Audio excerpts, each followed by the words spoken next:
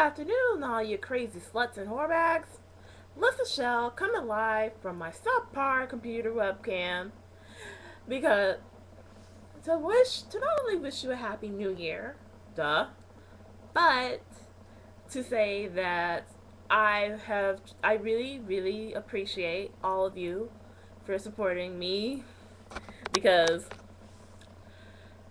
now this is gonna be really short. Now this is gonna be a really long intro, so you might want to get out now. So if you're a person who gets bored easily.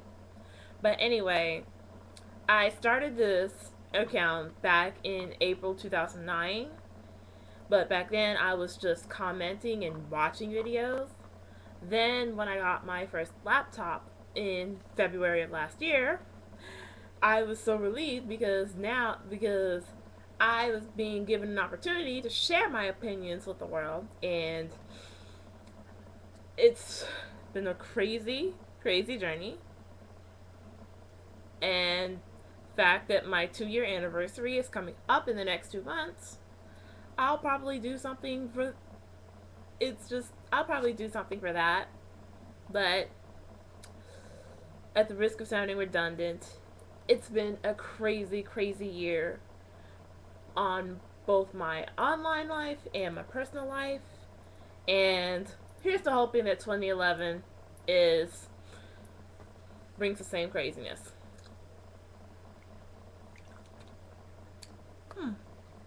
With that being said, I've taken the liberty of compiling a list of the top 10 events that I actually gave a damn about this year. So, without further ado, let's get on with the show. You know, it's sad when I actually have to write this down because, let's face it, if I didn't, I would be going on and on and on and wasting my computer battery. So, there you go. Number 10. Charlie Sheen's public fall from grace. Now, this when this came out, when it came out that Charlie Sheen was going off the deep end, I mean, part of me felt bad for him, and another part of me didn't because, let's face it, sometimes, no, all the time, Charlie Sheen is acting like a douche. And while I do think that he had it coming, I also thought that the people that had the resources to get him the help that he needed were just as bad as he was. Because they were fucking enablers, and that's one of the few things that I cannot fucking stand at all. And that's why he's number 10 on my list. Number 9. The emergence of the pile of mediocre horseshit known as Arc Music Factory. And Rebecca Black, Jenna Rose, that creepy Patrice guy. Need I say more? Didn't think so. Number 8. The death of Steve Jobs. Now, the reason I put this on the list is because even though I wasn't a huge fan of him, I did respect the fact that his products have helped play a role in the advancement of our society. And the fact that they've been around since the frickin' 70s, probably longer than Dell even though I'm a Dell girl all the way. That's pretty impressive. And I can't help but give him some props on that. Number 7. The deaths of Amy Winehouse and Elizabeth Taylor. Contrary to the whole crack and more crack and even more crack that she was putting up her nose, the bitch could sing. I'm just gonna put it out right now. The bitch could sing, and she was about yay high, about 100 and some odd pounds if you counted the boobs and the poof, the thing that she did with her hair. And she she just exuded so much talent in her songs, and I just wish that she could have gotten help for her problem. And it sucks balls that she succumbed to alcohol poisoning. And I put Elizabeth Taylor on the list because she was one of the greats. And she just stuck it out for as long as she could. And also, um, one day I was sifting through on media takeout, and there was a bunch of people that were getting in arguments about how she wasn't supposed to play Cleopatra because Cleopatra had dark skin, blah blah blah. Shut the fuck up. I While I haven't seen the movie in particular, I did respect the fact that she had a certain bit of style and class and grace to her.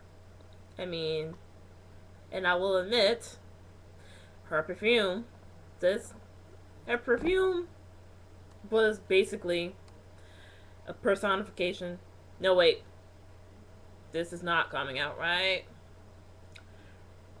Her perfume defined her to a T. Let's just leave it at that.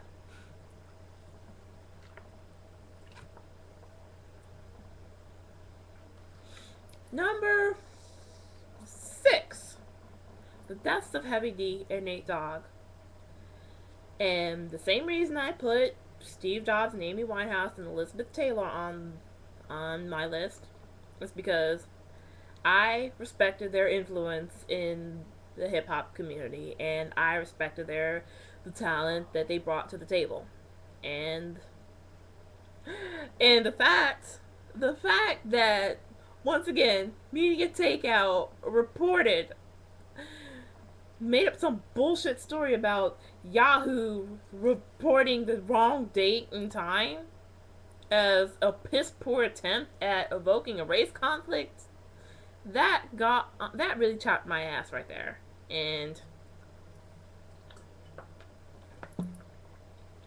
it just really got on my fucking nerves. And I'm just gonna go off topic and say that for those of you who don't know what media takeout is, it is a piss poor attempt at a gossip site.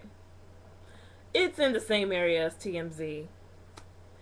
I mean, and the National Enquirer and Star Magazine and every other bullshit gossip magazine. I mean, it's just so fucking outrageously stupid how they will go and dick ride the most ignorant and vile and destitute of celebrities in the black community. Some of whom wouldn't even be considered as full-blown celebrities, mind you. I mean, they glorify jump-offs and models and former reality stars with big asses and stuff. And they just let the real talent go by. But like I said, that's a rant for another video. Number 5, and this is something that happened in my personal life. It actually happened this summer. My personal discovery of typo negative and my dismay when I found out that Peter Steele passed last year. And the reason, like I said, my new fixation, if you go to my favorites page, you'll see at least 4 videos. You'll see at least 4 typo negative videos. And this came about because I was also, actually me and my mother, we were introduced to another book series because we're both fans of paranormal smut, particularly vampires. And the name of the series is called the Black Dagger Brotherhood series by J.R. Ward, who, by the way, is batshit crazy, but goddamn she can write. And there was a discussion amongst the fans who refer to themselves as the cell or cellies because J.R. Ward is the warden. Go, I'll post a link to the Facebook page somewhere in this area. And um one one woman said that Peter Steele resembled one of the characters, one of the main characters. And I'm not gonna tell you because you're gonna have to find out for yourselves. Go check it out. Whatever. Anyhow, I decided that I decided to Google Peter Steele, and I basically just fell in love with his picture. And then I went to YouTube and listened to some of his music, and I just fell in love. And I just thought that, is there any video music song at all that doesn't make me want to fuck somebody's brains out? I mean, some of their most depressing, angry shit sounds smoking. But yeah, that's how my love of Type O Negative got started. And number 4, William and Kate's marriage, and the morons in America, in Britain, who glorified it at every goddamn opportunity they got. Now, I didn't really blame Will and Kate. I mean, it's not Will's fault that he was born into nobility. And Kate, I'm pretty sure Kate knew what she was getting herself into. And I mean, I wasn't blaming them. I was blaming the morons that were basically altering their lives just to watch some short wedding. A wedding that lasted, what, all of an hour? 2 hours? And you have people getting up at the ass crack of dawn just to do that. My brother was one of those people. And while I loved him to death, the fact that he was willing to get up and watch some wedding, well, because he had that, and the fact that he had to be at school at a certain time, that played a part. I mean, now, and as soon as they were married, I kept thinking to myself, when are they gonna start? When are they gonna start pestering them for kids? I mean, people are such desperate idiots. Number 3, the divorces of Demi and Ashton, J-Lo and Mark, and Kim and Chris. No, wait, I didn't give a shit about J-Lo and Mark. How about Maria and Arnold? After we found out that that the Sperminator had a love child. Jesse Jackson would be so proud. Now, I put Demi and Ashton on the list because Ashton basically proved that he was just a moron. Because I forgot what it was, but I think Ashton might. God damn. But Ashton tweeted something that was so fucking obnoxious. So fucking obnoxious that it should just be whoever is on his PR team should just take over his tweeting duties from now on. Matter of fact, just fucking delete his account altogether.